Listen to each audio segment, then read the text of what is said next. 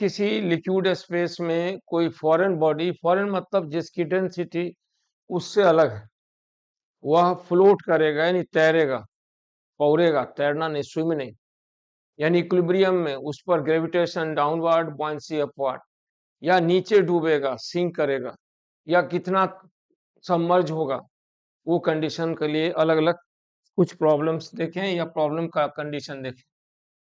जैसे मान लीजिए ए वुडन ब्लॉक, वुडन ब्लॉक मतलब वुड का, लकड़ी का टुकड़ा है, ऑफ डेंसिटी, मान लीजिए रो वुड है, इज फ्लोटिंग, फ्लोट वो कंडीशन है जिस समय बुयांसी और ग्रेविटी बराबर हो जाए इन द लिक्विड, और ऑफ डेंसिटी, लिक्विड की भी डेंसिटी दी हुई है, ये है लिक्विड की डेंसिटी। ठीक है, तो find fraction, fraction of volume of would या blocks to be submerged,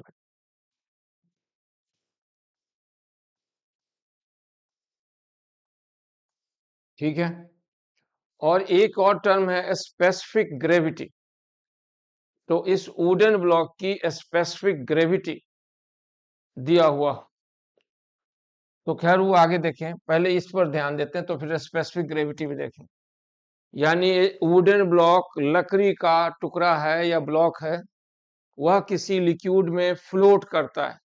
float वो कंडीशन है जिस समय ग्रेविटी और बुआंट फोर्स दोनों इक्विलिब्रियम में हो, और वो रेस्ट में हो, यानी एक्सलेटेड ना हो, मोशन अलग बात है, इक्विलिब्रियम में। तो कितना फ्रैक्शन उसका लकड़ी का टुकड़ा पानी में डूबेगा कि उसे इतना बुआंट फोर्स डेवलप हो सके कि वो अपने टोटल वेट को बैलेंस कर सके, यही निकालना है। तो हम कैसे सोचेंगे, इस पर बात करना है। फॉरेन बॉडी लिक्विड के इक्वल हुआ तो बुयांसी की बात नहीं होगी, क्योंकि उस समय density of this foreign body यानी वाटर के अंदर वाटर का ड्रॉप है, तो फिर तो एक ही डेंसिटी, तो फिर बुआंट फोर्स नहीं होगा। बुआंट फोर्स के जगह प्रेशर फोर्स तो होगा, फिर बुआंट फोर्स नहीं होगा। इसलिए अभी उससे डेंसिटी या तो लाइटर यानी कम हो, या उससे डेंसिटी ज्यादा हेवियर हो। तो अभी जो लकड़ी का टुकड़ा है उसकी डेंसिटी दी हुई है और वो वहां फ्लोट कर रहा है, इसने खुद ही कहा।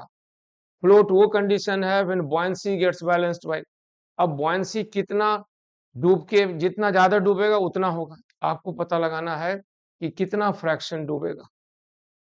तो इसको इस तरह सोचिए कि मान लीजिए ये एक लकड़ी का गुटका टुकड़ा कुछ भी, और जब ये पानी में इतना एक्स फ्रैक्शन डूब जाता है तो इस पर इतनी बुआंट फोर्स डेवलप होती है जो उसके वेट को बैलेंस कर लेता, और तब ये फ्लोट करता है।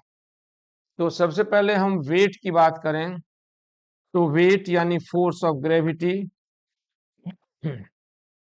बराबर होगी density of wood multiplied by volume multiplied by g. ये होगा वेट, जो ग्रेविटी का फोर्स है, जो इनटू डाउनवर्ड लग रहा है। अब बुआंट फोर्स बराबर होगा x of V, x fraction है, वी टोटल वॉल्यूम है, उसका एक्सवां भाग टोटल का, और डूबा किस में, तो लिक्विड में, और ग्रेविटी। अब ये दोनों फोर्स अगर आपस में बराबर है तो हमें एक्स निकालना है, बी बराबर W, तो फ्लोट कंडीशन है, तो x बराबर हो जाएगा density of would divided by density of liquid, या इतना परसेंट, इतना पॉइंट डूबेगा। मान लो x का वैल्यू 0.5 आया, तो अर्थ निकला कि 50% डूबकर कितनी बुयांसी क्रिएट होती है कि उस ब्लॉक का 100% वेट बैलेंस हो जाता है। अगर 0.4 आया तो उसका अर्थ निकला 40% डूबकर इतनी बुयांसी क्रिएट होती है कि उसका 100% वेट बैलेंस हो जाता है। अब इसी वुडन ब्लॉक के ऊपर एक एक्स्ट्रा वेट लगा दें तो कितना डूबेगा। इस तरह का सवाल होगा, जब होगा तो बनाइएगा। अभी हम आगे एक सवाल देखने वाले हैं कि एक आइस का क्यूब है। आइस आइस सॉलिड होता है, और सॉलिड होने के बावजूद भी उसकी डेंसिटी वाटर से कम होती है। ये एनोमलस है, मतलब नॉर्मल नहीं है, ये एक्सेप्शन केस है। नॉर्मली सॉलिड की डेंसिटी अपने लिक्विड फॉर्म से ज्यादा होती है। यहाँ आइस सॉलिड होते हुए पानी की डेंसिटी से लाइटर है। तो अगला सवाल यही है कि एक आइस क्यूब है जिसका साइड लेंथ L है, वो L का मिनिमम वैल्यू कितना हो, so that cube is able to generate a buoyant force to balance its own weight। वह पूरा डूबकर इतना buoyant force जनरेट कर सके कि अपने भार को संभाल सके। यानी उसमें उसका वो साइड लेंथ बताना है, वो वॉल्यूम बताना है जिस वॉल्यूम के वेट को बैलेंस होने के लिए उसे पूरे की पूरी तरह डूबना है। यानी side find the minimum value of side length of ice cube so that the cube is able to generate a buoyant force to balance its weight। ये किसी और का भी हो सकता था। आयरन का बॉक्स है, अंदर से कैविटी चदरा से बनाया गया, उसका साइड लेंथ कितना होगा कि उसे पानी में डुबाएं, वह मिनिमम साइज, उससे छोटा साइज रखेंगे तो कभी भी बैलेंस नहीं होगा। अभी हम आइस की बात कर रहे हैं। तो फाइंड साइड लेंथ किसका, of ice cube which can cause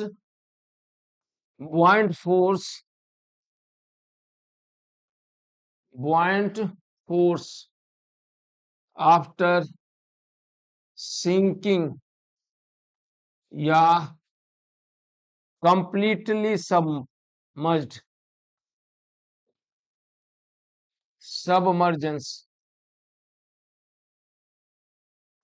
to balance its weight in water। चलिए सोचिए, बर्फ का टुकड़ा नॉर्मली पानी में तैरता, कुछ भाग ऊपर रहता और कुछ भाग डूबता है और अपने टोटल वेट को संभालता है। तो अगर हम इस तरह सोचते हैं कि ये वाटर का लेवल है और एक आइस क्यूब यहाँ है, और ये आइस क्यूब पूर्ण रूपेण डूब जाता है पूरी तरह से, और तब इतनी बुयांसी, तो कितनी बुयांसी, तो ये पूरा डूबेगा तो बुयांसी जनरेट होगी L cube rho water multiplied by G। और इसका वेट कितना होगा, तो L cube rho ice multiplied by G। अब आप सोचिए दोनों बराबर कभी हो सकता है, और बराबर होने का मतलब क्या निकलता है, और तब इस सवाल पर सोचें। ये दोनों बराबर होना चाहिए ना। अगर ये आइस क्यूब है और इसके अंदर कैविटी नहीं है, इसके ऊपर कोई एक्स्ट्रा वेट नहीं डाले हुए, समझे, इसके अंदर कैविटी भी नहीं है, इसके अंदर कोई एक्स्ट्रा वेट भी नहीं डाले हुए, इसके अंदर कोई दूसरा डेंसर मटेरियल इम्बेडेड अंदर से पिचका चिपका नहीं है, प्योर आइस क्यूब है, सॉलिड है, यूनिफॉर्म डेंसिटी का। ये पूरी तरह अगर डूबेगा तो बी और वेट आपस में बराबर होगा।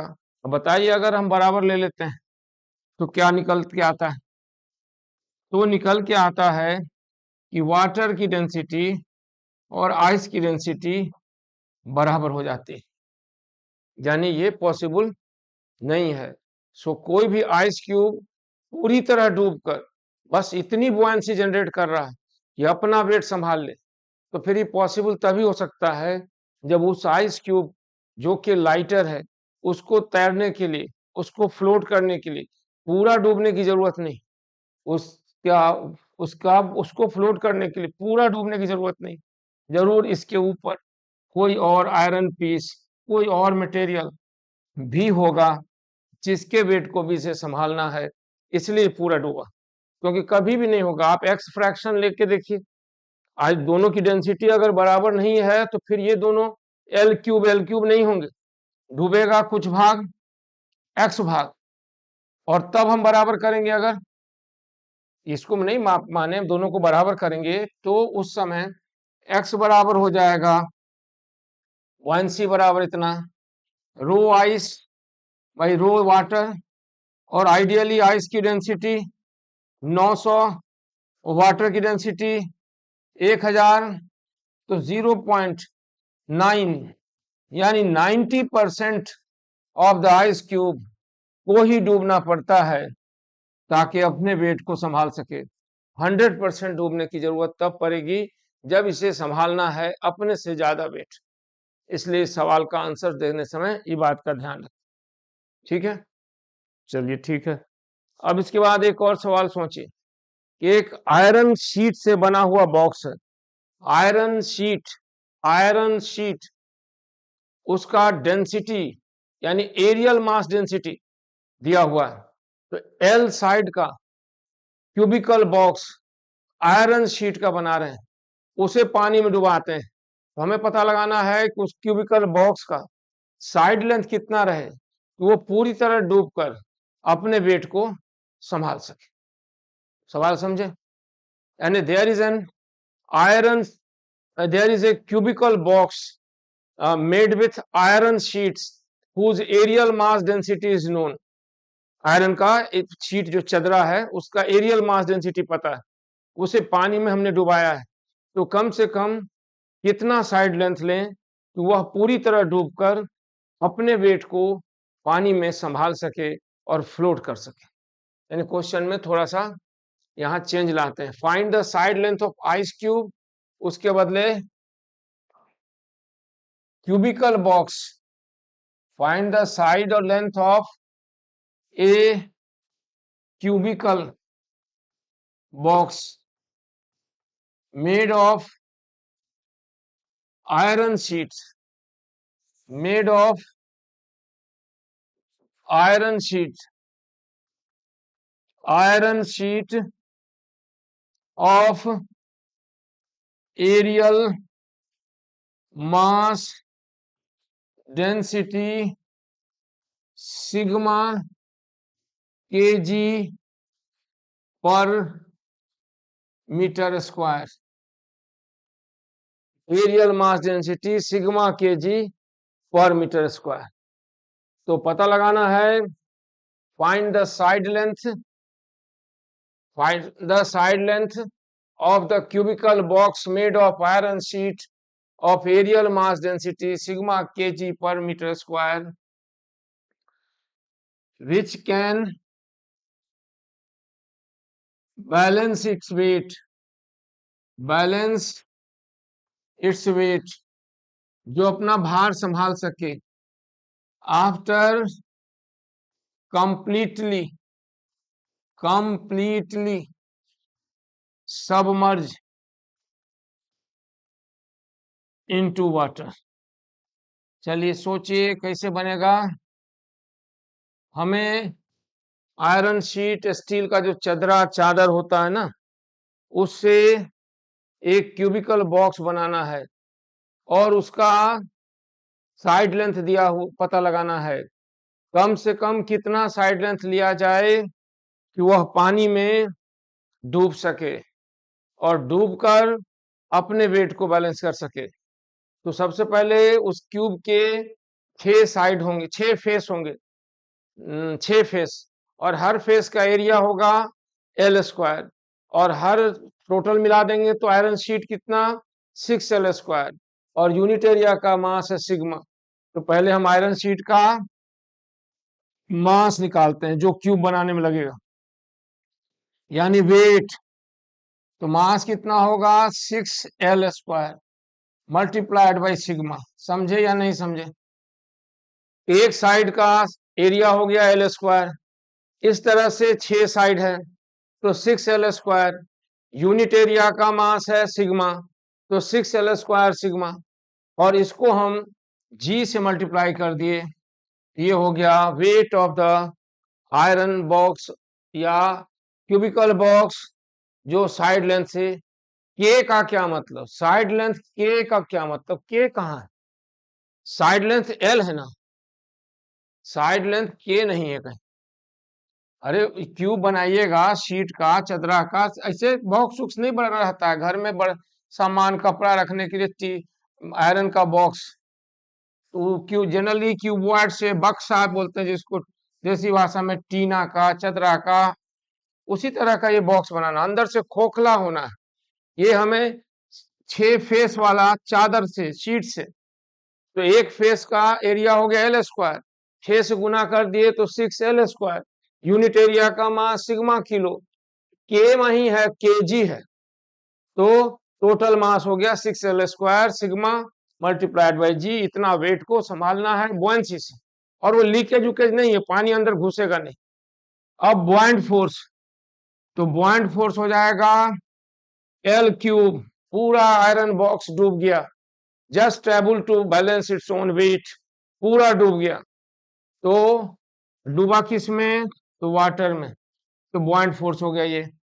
अब आप इन दोनों को बराबर कीजिए और जल्दी से L निकाल लीजिए, पता चल जाएगा कम से कम साइड लेंथ कितना होना चाहिए ताकि वो वेट से बैलेंस हो सके। तो बुआंसी बराबर हो गई W, यानी वेट।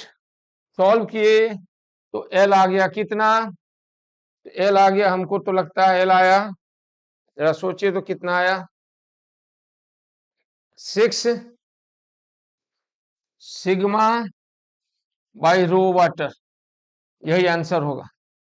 कितना होगा साइड लेंथ, तब वो क्यूबिकल बॉक्स फ्लोट करेगा, अपने वेट को अपनी बुआंसी से बैलेंस कर पाएगा। ठीक है, बात समझे? अब एक टर्म और है जिसकी जरूरत दिखेगी, स्पेसिफिक ग्रेविटी। स्पेसिफिक ग्रेविटी, तो स्पेसिफिक ग्रेविटी क्या है समझे? तो वो स्पेसिफिक ग्रेविटी एक रेशियो है, रेशियो रेशियो।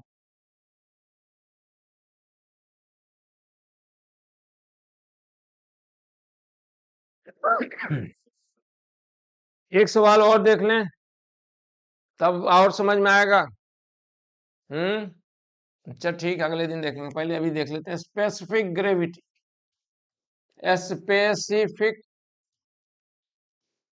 ग्रेविटी ये क्या है?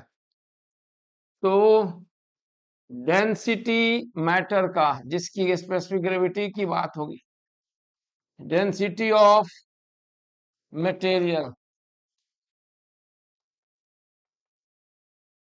और डिवाइडेड बाय डेंसिटी वाटर का, डेंसिटी ऑफ वाटर। मगर यहां पर एक शर्त है, at 4 degree Celsius, 4 degree Celsius पर, उससे कम पर नहीं, ज्यादा पर नहीं। आप अगर केमिस्ट्री में हाइड्रोजन बॉन्डिंग पढ़े हो तो सब जानते हैं जब कोई लिक्विड सॉलिड बनता है तो सिकुड़ना चाहिए, लेकिन आइस में उल्टा होता है, सॉलिड बनता है तो फैलता है, और जब हम उसे पिघलाते हैं, मेल्ट करता है 0 डिग्री से, तो 0 से 4 डिग्री तक जब टेम्परेचर राइज करता है तो एक्सपैंड करने के बदले कॉन्ट्रैक्ट होता है, हाइड्रोजन बॉन्डिंग टूटता है, क्रिस्टलाइन स्ट्रक्चर मर्ज करता, फ्यूज करता, उल्टा। जबकि नॉर्मल किसी भी टेम्परेचर पर 0 से उसके मेल्टिंग पॉइंट ऊपर ले जाइए तो सॉलिड लिक्विड का वॉल्यूम बढ़ेगा, लेकिन जब आयरन, जब आइस पानी में कन्वर्ट होता है मेल्ट डाउन होकर, तो 0 से 4 डिग्री तक उसके मॉलिक्यूल्स के बीच वीक हाइड्रोजन बॉन्ड्स जो टेट्राहेड्रल स्ट्रक्चर कैविटीज बनाते हैं वह टूटते रहते हैं, इसलिए पानी फैलने के बदले सिकुड़ता है। और 4 डिग्री के आगे फिर उसका बिहेवियर नॉर्मल मटेरियल की तरह गर्म करने पर एक्सपांड करने वाला हो जाता है। इसलिए 4 डिग्री सेल्सियस को स्टैंडर्ड रेफरेंस डेंसिटी वाटर का लिया गया और इसीलिए ये स्पेसिफिक ग्रेविटी हुआ। दूसरे शब्दों में पानी की डेंसिटी से कै गुना भारी है, यही बता रहे हैं। मान लो हम स्पेसिफिक ग्रेविटी ऑफ गोल्ड निकालते हैं, specific gravity of Aurum, Aurum मतलब गोल्ड, तो ऊपर आ जाएगा 19,000 kg और नीचे आ जाएगा 1000। तो ये स्पेसिफिक ग्रेविटी हो गया 19, यानी gold is 19 times heavier or denser then water. अगर हम मरकरी का निकालें तो 13.6 टाइम्स, कॉपर का तो 9 टाइम्स हेवियर, यानी पानी की डेंसिटी एट 4 डिग्री को रेफरेंस डेंसिटी मानते हुए किसी भी मटेरियल की डेंसिटी का जो कंपैरिजन है उसी रेशियो को स्पेसिफिक ग्रेविटी कहते हैं। समझ में कुछ कुछ बात आई?